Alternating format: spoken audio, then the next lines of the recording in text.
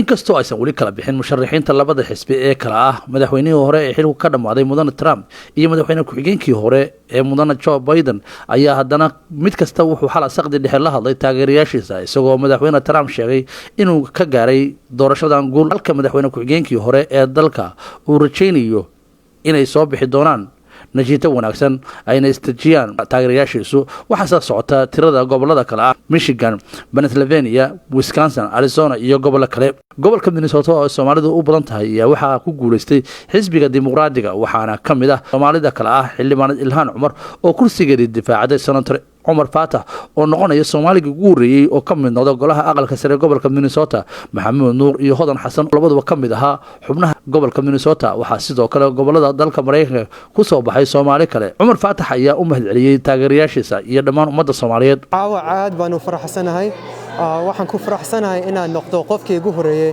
ee Soomaali ka mid noqda aqalka sare ee Minnesota. waxaan u mahadcelinayaa dhammaan dadkii codeeyay iyo tiimkii la shaqeeyay sanadkan. Also waxaan u mahadcelinayaa Somali National TV. xildhibaan Maxamuud Nuur oo ka mid ah xubnaha kuraastooda difaacatay ayaa sidoo kale u mahadceliyay taageerayaashiisa iyo xubnaha kale ee ku soo baxay kuraasta. waxaan halkan ugu hambaliyeynayaa walaashay Ilhaan Cumar oo dib loo doortay Congress-ka iyo waxaan u hambaliyeynayaa Umar Fatah oo ku guuleystay 62 sanadka gobolka Minnesota iyo sidoo kale walaashay Hodan Xasan oo ku guuleysatay 62A aqalka wakiilada. waxaan rajaynayaa inaan wada shaqeyno oo gacmahaas wada qabsano. Naadiye Maxamed oo ka mid ah golaha deegaanka magaalada St. Louis ayaa hambalyo u dirtay dhammaan xubnaha laga soo doortay gobolka Minnesota gaar ahaan Soomaalida. aad u faraxsanahay koow maxaa rabaa inaan u hambaliyeeyo walaasheena Ilhaan Cumar oo ku guuleystay ayadana maxaa rabaa inaan u hambaliyeeyo walaalkeena Umar Fatah oo asagana ku guuleystadiisa iyo walaasheeda Hodan Xasan iyo Maxamuud Nuur kulligood hambaliyo.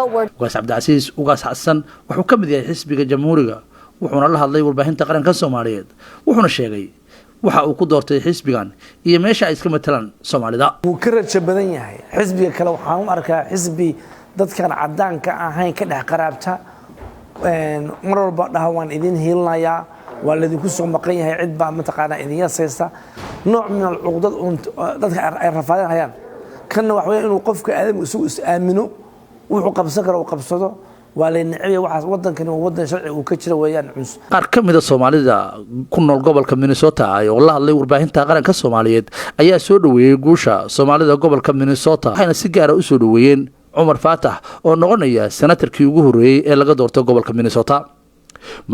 codkiina Soomaali waa ku guuleysatay mandaqad Minnesota waa lagu guuleystay we hope in mustaqbal wanaagsan iyo future wanaagsan in hore u socdo.